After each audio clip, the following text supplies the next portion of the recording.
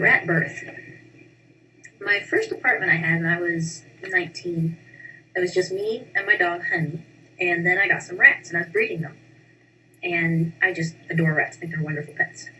But my female was pregnant, but I had misjudged her birthing date by about a week, her due date. And this morning, I was sleeping in, so I didn't have to go to work right away.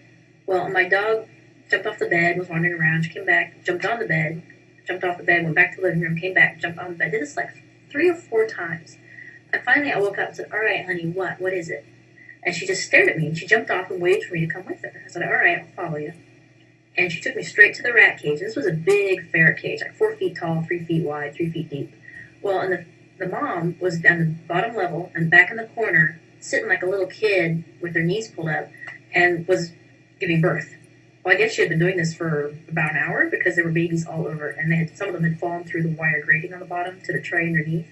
And I just felt horrible. I was like, oh, crap, I messed up. And so I said, "Thank you, honey. Thank you for telling me. Thank you for letting me know." So I grabbed an aquarium, started making up an aquarium to put the babies in, put in the bedding and made the little nest. And then I had to pull the tray out and collect all the babies. And some of them were starting to get a little cold. And so I put them all in the pile. And then I had to go pick up the mom. Well, she was in the process of popping one out. And so I took my hands and scooped her up very, very gently. And she put her mouth on my thumb and put her teeth on me. She didn't bite me, but just put her teeth on me to let me know to be careful. And so I kind of looked at her and I'm like, okay, I'll be careful. And so I put her right in the nest with all the babies and got the food and the water and put a lid on it and put it on a table in the corner of the room. And she finished. She ended up having 15 babies.